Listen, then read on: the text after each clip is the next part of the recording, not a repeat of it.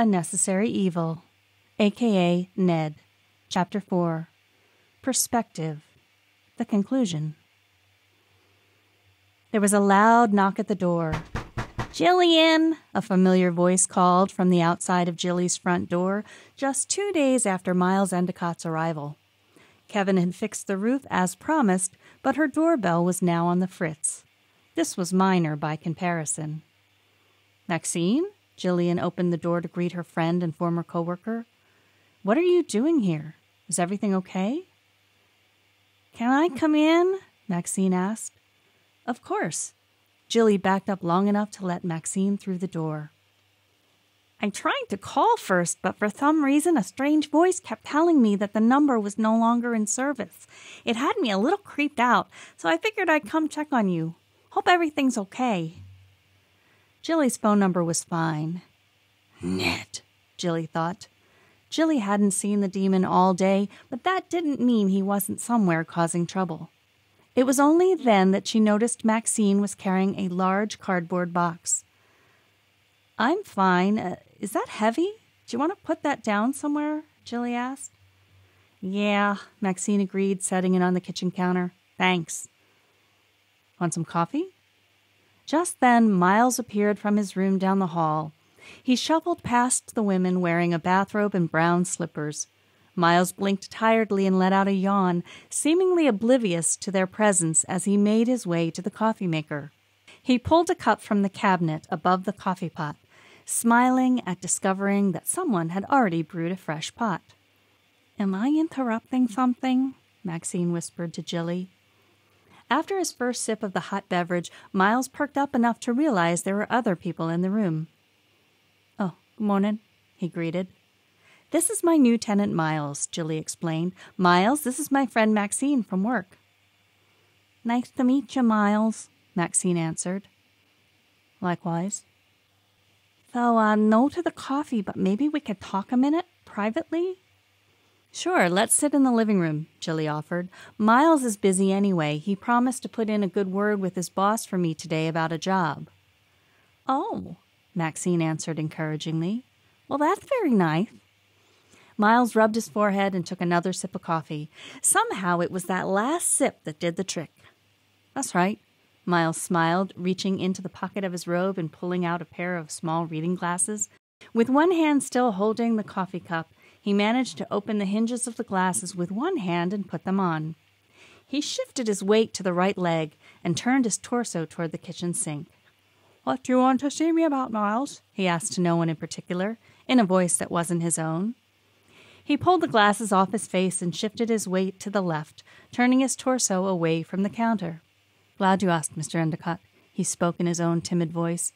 "There's a writer I know I think would be a great asset to our team." Miles put the glasses back on, shifted his weight and torso to the right, and spoke in a deeper voice. "Really? Does she know anything about environmental city planning, eco-transportation, walkability in semi-urban areas?" He removed the glasses and returned to his Miles voice. "No," he confessed. "I don't think she knows any of those things." From the couch where Maxine and Jillie now sat, they eyed Miles with fascination. "What's he doing?" Maxine whispered. "It appears he's talking to himself," Jillie answered. "Does he have multiple personalities?" Maxine asked. From the kitchen, Miles continued. "I'm pretty sure she doesn't even recycle." "I recycle," Jillie called from the couch. Miles acknowledged her response and said to his imaginary boss, "She recycles." "Well, that's just fine," the imaginary Mr. Endicott replied. "But what will we hire her to do exactly?" "I was thinking we need some publicity, educate the people as to what we're doing here, and how revamping the public transportation system around here is not only practical and cost-efficient, but to help reduce air pollution and the need for an overabundance of cars on the road." Miles put the glasses back on, paused to sip his coffee, and continued. "Do you think she has the ability to do that?" the imaginary boss asked. "I can do that," Jillie called from the couch. "She can do that," Miles acknowledged, smiling to himself. Finally, he turned to Jillie and said, "You're hired." "What the heck are you talking about, Miles?" Jillie was confused and somewhat alarmed. What kind of weirdo did I just let move in with me? She wondered. Miles ran his hand through his hair. Probably should have been more honest about that, he confessed. When I said I'd put a good word in with my boss, should have said it was me. You're the boss, Jillie clarified. But you came here saying you were starting a new job. I am, yeah, he nodded. I was contracted by the city to make recommendations for a more environmentally friendly transportation system. That's why I was on the bus that day. But I can hire anyone I need to support the project, so, yeah, you're hired. Maxine covered her mouth to fight off a laugh. But I'm in the way of a good chinwag, so I'll just get dressed and you can give me a holler when you're ready to talk more about the job, yeah? Okay. Jillie really wasn't sure how else to respond. With that, Miles nodded to Maxine and shuffled back down the hallway to his room. Once they heard the door to his room close, Maxine turned to Jillie and whispered like an excited chipmunk. He's adorable! What are you talking about, Maxine? He's demented, Jillie retorted. No, he's not, Maxine shook her head. He's funny. That whole stunt with pretending to have a conversation with his boss that was really him, that's the cutest thing I ever saw. You have a strange sense of humor, Jillie answered flatly. And you could do with one, Jillian. Maxine lifted her chin and chest defiantly before dropping back into the chipmunk voice. He's an adorable, kooky intellectual. I could just put him in my pocket and carry him around with me all day to see what he's going to do next. She grinned widely. Maxine, I think you might be demented too. Maybe you should work for him, or better yet, ask him out on a date. He strikes me as the chronically single type. You are just awful sometimes, Maxine shook her head. But it's okay, you're my friend and I love you anyway. There was a long pause before Jillie asked, So why are you here again? Oh, right. Well, speaking of dating, Maxine wrinkled her lips. Maxine, Jillie asked suspiciously, what's going on? Okay, but don't get mad. Maxine held up her hands. But Darren stopped by to see me last night. Why was that freeloader stopping by to see you? Jillie's face grew red. Did he tell you about the money he stole from my bank account? Yeah, he did, Maxine answered. Can you please calm down? The surest way to get Jillie riled up was to tell her to calm down. Jillie sucked in a breath to avoid saying something to her friend she might later regret. Maxine continued. The box on the counter are the other half of your dishes, the ones he took when he left. Why did he give them to you? Jillie asked. He wanted to give them to you the other day, but you kicked them out before he had a chance to. Darren said he knew they were your mother's, and he just took half of them out of spite on account of being hurt that you dumped them. Well, that was petty, Jillie grumbled, folding her arms. He thought so too. That's why he wanted to give them back. So he showed up at your apartment to do that. Jillie was unconvinced. Not entirely, Maxine took a deep breath. It was Darren who put the feds on to Joshua's illegal activity. What? Jillie unfolded her arms. That doesn't make sense. His brother's company is his meal ticket. He didn't know his brother wasn't on the up and up until recently. Darren didn't know what to do. On the one hand, he didn't want to rat out his brother. On the other, Maxine paused. On the other, Jillie encouraged, he didn't want us to end up as scapegoats. What are you talking about? Jillie was confused. Apparently, Joshua had his business dealings set up in such a way that if he was ever caught, it would look like we employees were up to no good, and he was innocent in all of it. He was ready to throw us all under the bus if things went south. But we had nothing to do with any of it. Hell, we thought we were legit writers for a legit company. Jillie raised her voice. I know that. You know that, Maxine continued. But until Darren got the feds involved, no one else would have known that. He did it to protect you, Jillie. Then why didn't he tell me? He probably wasn't allowed to say anything, Maxine defended. And the money he stole? Getting arrested was part of his cover. You and I are the only ones who know about this, Jillie, and Darren only came to me because you wouldn't listen to him. After a long pause, Maxine added, He's gonna get the money back to you.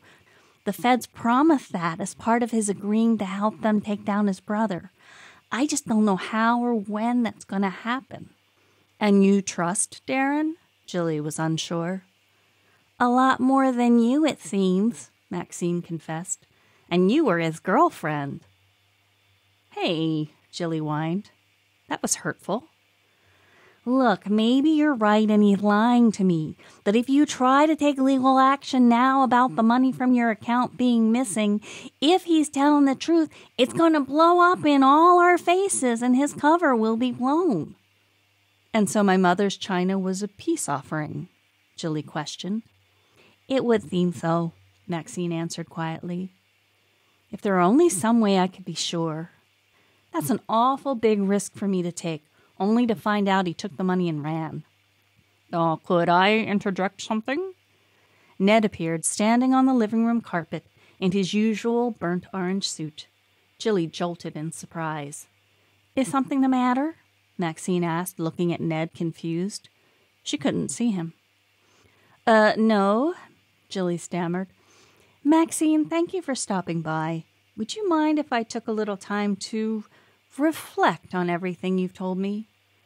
Well, sure, Maxine answered, encouraged. She stood. I gotta get anyway. Darren got me an interview with an eyeglass company looking for a marketing expert. Darren got you the interview? Jillie clarified. Yeah, Maxine nodded as she headed for the door. He might not be the evil demon you make him out to be. Well, goodbye, Maxine. Thanks for the dishes. Jillie closed the door behind her friend. I resent the implication that all demons are evil, Ned sulked.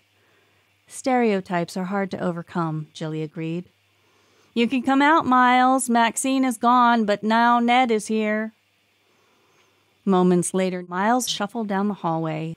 This time he was dressed in black jeans and a matching t-shirt. Hey, Ned, he greeted as if saying hello to a neighbor you might see when collecting your morning paper. Hey, kiddo, Ned greeted cordially. Left your coffee this morning. Figured you'd need to pick me up. That was you? Jillie and Miles said together. I may dish out some hard lessons, Ned explained. Pardon the pun. He motioned ahead toward the box that Maxine had left. But it's nothing personal. So, Ned, Jillie turned to the demon, what is it that you were going to say earlier about Darren? I was simply going to suggest that. Ned paused as a curious Rufus peered from around the corner where Jillie's bedroom was located. Upon hearing his three favorite humans, he sauntered out with all the confidence of a cat who is certain he knows more than you and is fully prepared to lord it over everyone. Rufus wove between the ankles of Ned, Jillie, and Miles, purring as he rubbed up against them.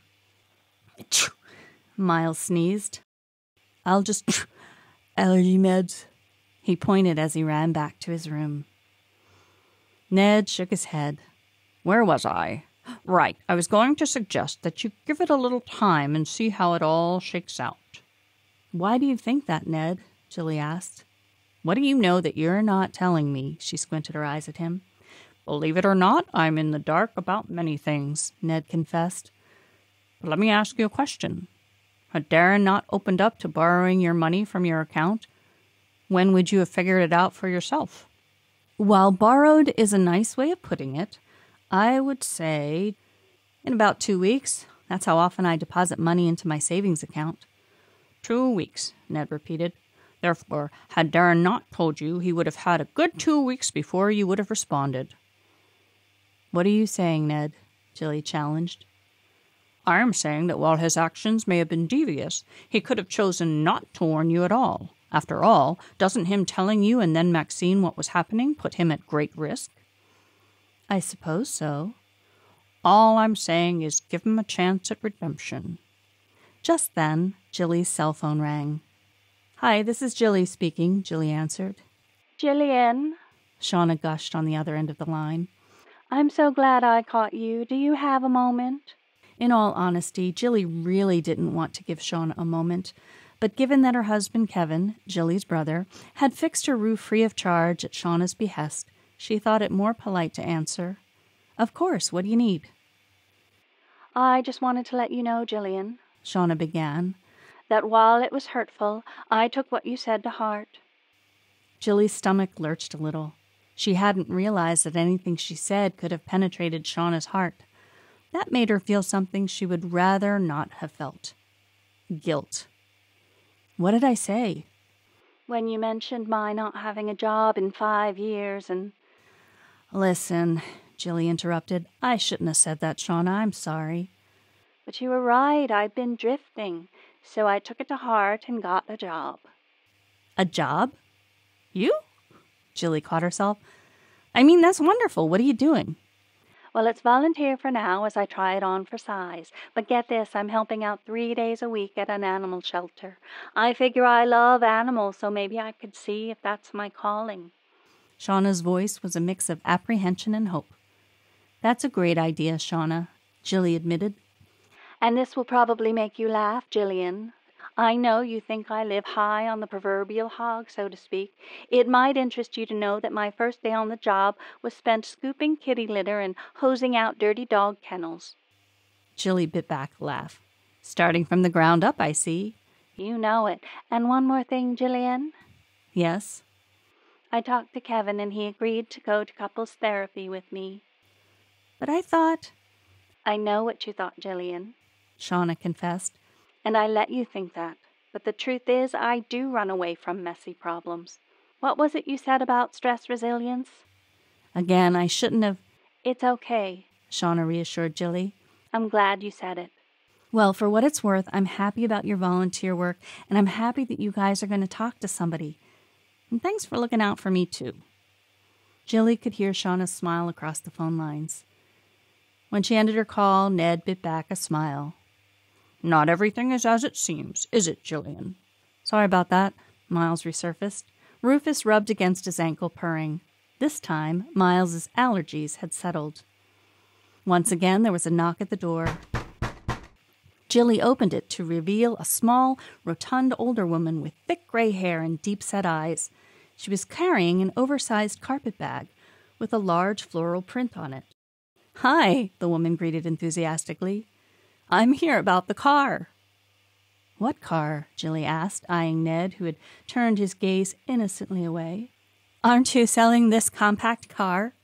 The woman held up her phone, revealing a picture of Jillie's new car and a lineup of ones for sale on a site she'd never heard of, Ned's Auto Bazaar. Am I? Jillie looked at Ned suspiciously. I really don't know anymore. Better for the environment, wouldn't you say? Ned rolled his eyes in Miles's direction. That's true, Miles agreed. Jillie thought a moment. Fine, let me open the garage so you can look at it. Let's go out front. Jillie escorted the woman around the front of the house, grabbing her keys from a holder by the front door. She hit the remote and the garage door opened to reveal Jillie's pretty yellow car. My, that's lovely, the woman commented. And as good as new. It is new, Jillie answered. It's only about 2 months old. It reminds me of a newer version I had once back in the day.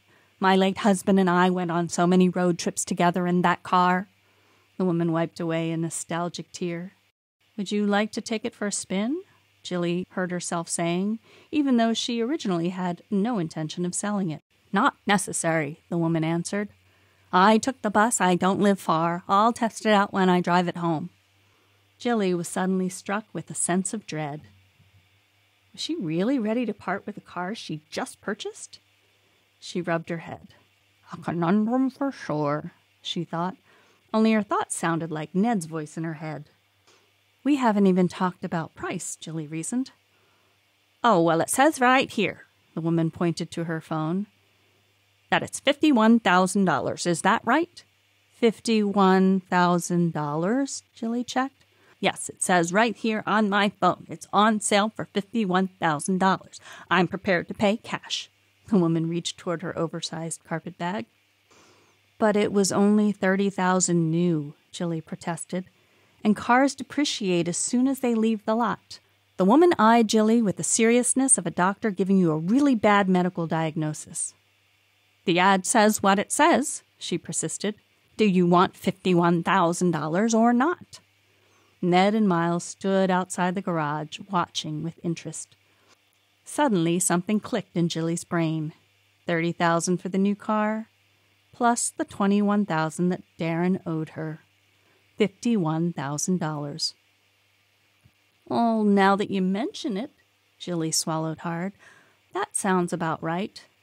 Well, good, the woman answered. Perhaps we could finish this transaction inside, she suggested. 10 minutes later, Jillie watched with some sadness as her car was being driven away by its new owner. Don't feel so bad, Miles tried to cheer her up. Considering the work we'll be doing, kind of flies in the face of what we were trying to accomplish if you got that car anyway. It still breaks my heart a little, Jillie answered. But you got your money back, Ned pointed out. That's true, Jillie agreed. And your roof fixed?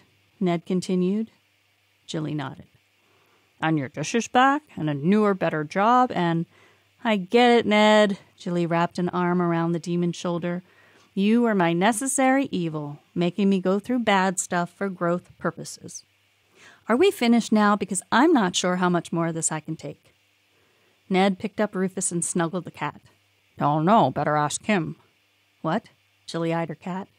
Rufus is your client? Took me a while to figure it out myself, Ned confessed. Wily devil. Funny thing to say coming from a demon, Miles offered. Ned let out a boisterous laugh. Love your humor, son. Keep it up. To Jillie, he said, Well, I'm off. He handed a smug Rufus back to Jillie, who held him over her shoulder, petting him despite the grief he'd caused. Got a call from a house with a German shepherd with a family that needs my attention. Go easy on him, Ned, Jillie called as Ned began a slow walk down the driveway that led to the main road. Who knows, Ned called. Maybe they'll be able to see me, too. Hey, Ned. Yes? I can't believe I'm saying this, but thanks for everything.